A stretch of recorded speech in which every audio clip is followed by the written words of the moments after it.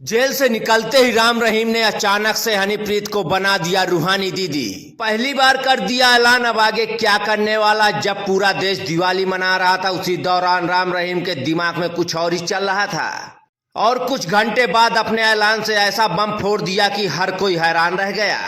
धर्म की बेटी बनकर क्या अब हनीप्रीत राम रहीम की जगह लेने वाली है और इस बार राम रहीम कुछ ऐसा करेगा शायद हनीप्रीत ने भी नहीं सोचा होगा। और हनीप्रीत को लग रहा था कि उसका प्लान तैयार है, लेकिन आखिरी वक्त में गुरमीत राम रहीम ने सब कुछ बदल कर रख दिया।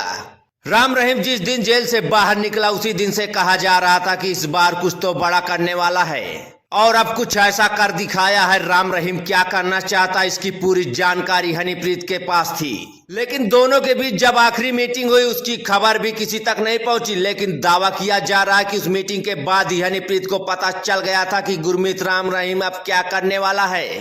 लेकिन राम रहीम और हनीप्रीत के बीच क्या चल रहा है और इसकी असली कहानी क्या है किसी को बताने की जरूरत नहीं है, हर कोई जानता है। और गुरमीत राम रहीम खुद को भगवान और हनीप्रीत को देवी साबित करने की पूरी कोशिश में लगा है। इस बार जो ऐलान किया है उसके बारे में जानकर आप भी हैरान रह जाएंगे और कहेंगे अब तो हद हो गई। राम रहीम हनीप्रीत को कभी अपनी बेटी बताता है तो कभी धर्म की बेटी, और अब हनीप्रीत को रूहानी दीदी बना दिया है।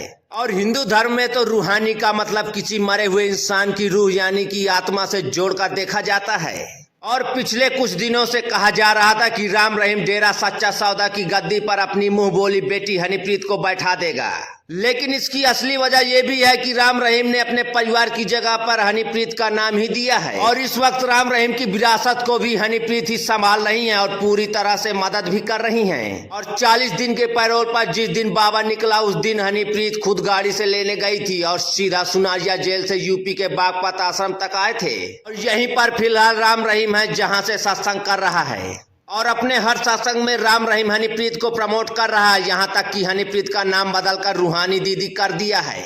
और अपने भक्तों से राम रहीम ने कहा है हमारी बिटिया का नाम हनीप्रीत है, धर्म की बेटी है। आप सभी को उनका नाम लेने में कठिनाई होती है, इसलिए आज से उनका नाम रूहानी दीदी है और इस नाम को हर कोई आसानी से बोल पाएगा। क्या राम रहीम अब हमेशा के लिए डेरा सच्चा सौदा को पूरी तरह से हनीप्रीत को सौंप देगा? और अगर ऐसा होता है तो फिर खुद क्या करेगा? इसका पहली बार जवाब दिया है। राम रहीम ने कहा है कि गुरु हम थे, हम हैं और हम ही रहेंगे, कोई दूसरा नहीं होगा। और इससे दो बातें निकलकर सामने आती हैं। पहली ये कि हनीप्रीत का डेरा प्रमुख बनने का सपना टूट गया और दूसरा ये कि राम रहीम भले ही हत्या और रेप के मामले में उम्र कैद की सजा काट रहा हो, लेकिन गुरु हमेशा गुरु बना रहेगा।